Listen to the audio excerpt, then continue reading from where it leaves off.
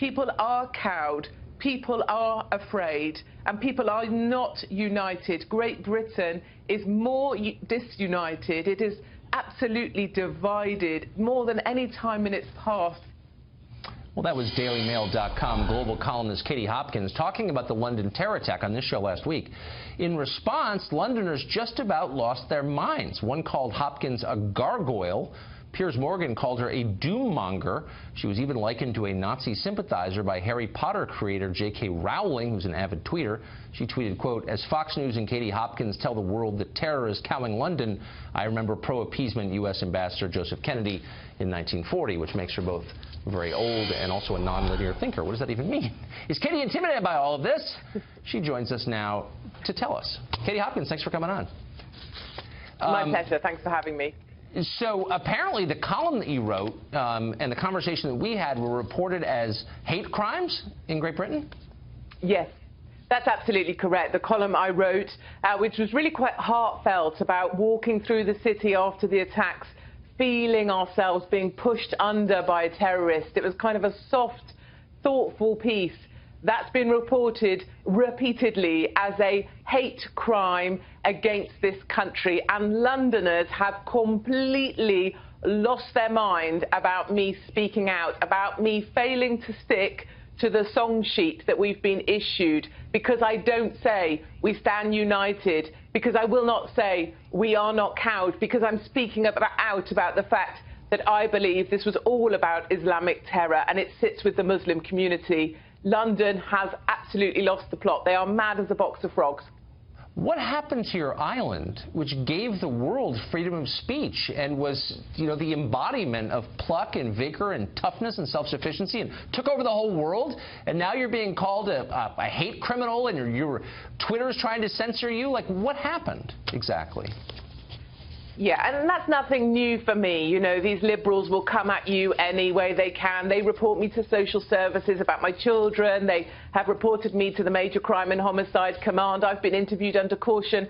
That's kind of standard stuff for me. I don't mind. You know, J.K. Rowling writes for children, and she writes about a fantasy land. Now, she wants to believe a fantasy land where we're all getting on well together and it's a brilliant, marvellous place, and it's absolutely fine, no problem that someone mows down people as they cross a bridge. You know, we'll leave that up to J.K. Rowling. People have said to me, look, Katie, we survived the Blitz.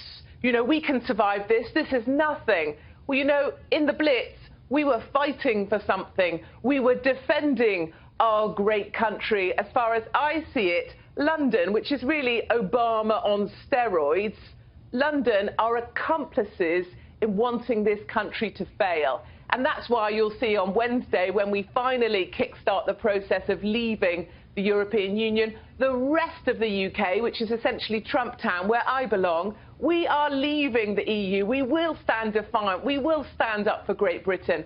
London, Obama on steroids, completely different place, lost to the liberals, who want to deny this attack had anything to do with Islam at all, and in fact have come out on the other side saying we must stand up and defend the Muslim community. Well, and that is the difference between what's happening now in the Blitz. And the Blitz, of course, Great Britain was attacked from another country, not from within. So what's been the response from the British government to this? It's been incredible, actually, to see this kind of diversionary tactics that are being used. You know, basic questions, difficult questions that we need answers. They're in my DailyMail.com column that's up online right now. Difficult questions like, what happened in prison to that man to turn him from Adrian into Khalid? Why was he in Saudi for a number of short visits? He said he was teaching English.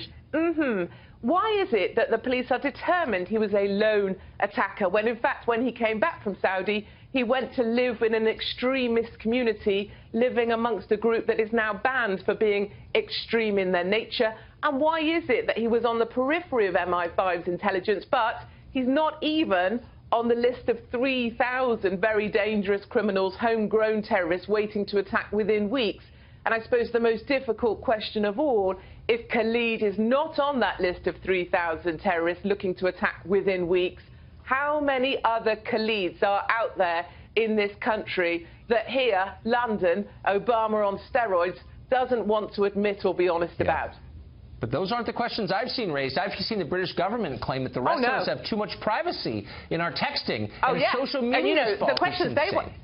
Of course, they want to talk about, you know, what's up, and did he send a message just before he decided to go over the bridge? You know, was he on Google? Did he need a lesson on how to stab people? Did he get that from Google? Anything, diversionary tactics. They're running around like ants in the sun under a magnifying glass about a load of piffle and waffle to stop people like me asking the difficult questions, which is how many more Khalids are out there, and how many more times are we going to get stood on like a bunch of ants? Because you know what ants do when they get stood on? They carry on as normal and they wait for the next footstep to fall. And I refuse to be part of that. So we're almost out of time, but give me your one-sentence response to J.K. Rowling.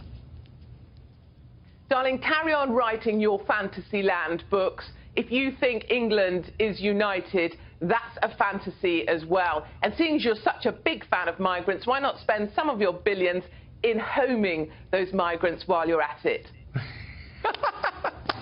Katie, it's great to see you as always. Thank you. Thank you very much, Tucker.